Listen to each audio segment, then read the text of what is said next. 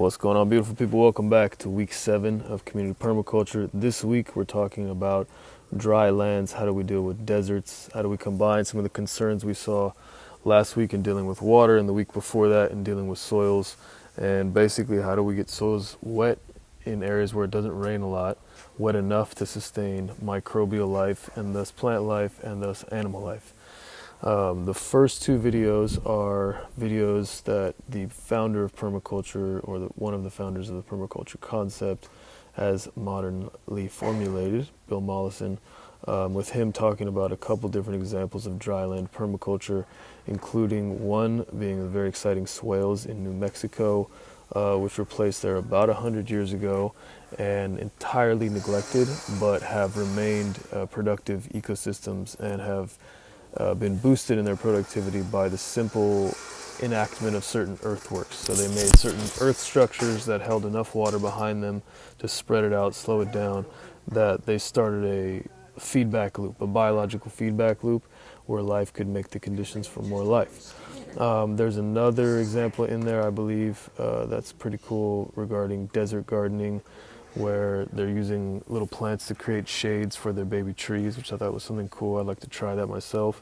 And they were also, I love the example of him, instead of farmers needing to chop down trees, him learning how to use certain thorny acacias to improve corralling so that they're not clear-cutting land in order to make their fences, but instead growing living fences. That was another cool example out of that. We then turned to the Baydha project, which is in Saudi Arabia, on I think the west coast of Saudi Arabia, very, very dry area.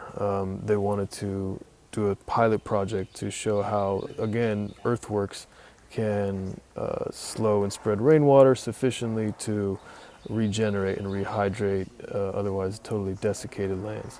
So it's a great example of setting things up such that you can step away and they can still be productive, just like the swales.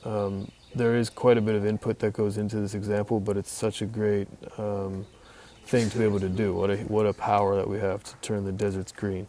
So I love seeing that. There's a lot more on regreening the desert. That's actually the title of a sort of documentary series by Jeff Lawton, who's another one of the permaculture stalwarts, basically Bill Mollison's successor, so to speak. So I'll share that as well down below. That'll be not required, but extra cool stuff if you want to see desert homesteading, so to speak. And then we're getting into a psychological piece by David the Good, one of my favorite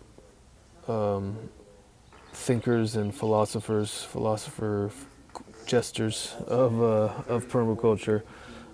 He's more market gardening and start your own nursery and kind of just do the stuff for free and easily to grow food for your family type of guy. And he's doing a method that I've been working on myself, which is really the mimic nature method, the throw out seeds and see what happens and see what nature wants to grow. And I think I agree with him that that is a very freeing way to approach gardening. It's not as frustrating as trying to deal with like, oh, did my seeds survive? And trying to be hyper-specific about things. This sort of method, quote unquote, of not having too much method, of a little bit of wu-wei, seems like it's appropriate for many people, especially people who get frustrated if something doesn't go their way. Gardening, from what I've seen, tends to challenge your sense of control. So I think that little piece is a helpful reminder for our psychology.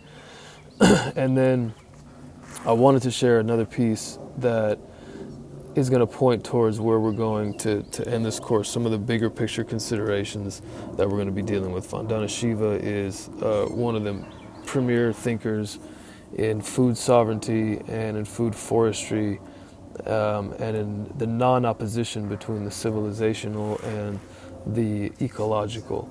So I wanted to get us just a taste of her work so that we can be prepared for all the coolness that's coming up. If you want to do your own research on Vandana Shiva, I'd highly recommend looking into her.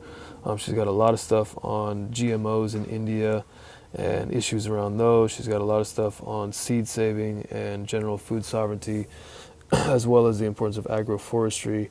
Very, very important thinker for our generation, and I think she articulates a very crucial non-distinction, you might say, between the wilderness and the cultivated, that I think we need to develop, that non-distinction. So that's a hint of more that's to come. Hope y'all enjoy these. Thank you for bearing with me. Sorry I'm a little late this week, but I am in gorgeous Florida, on a farm out here, a farm/music studio, checking out the vibes, seeing what it's about, looking at opportunities to potentially grow on some larger scale, grow plants. So yeah, but I'll be back to Cali, and staying active in California. So stay connected. Let's see how we can get some food forests in our local surroundings, right? Long Beach, let's go.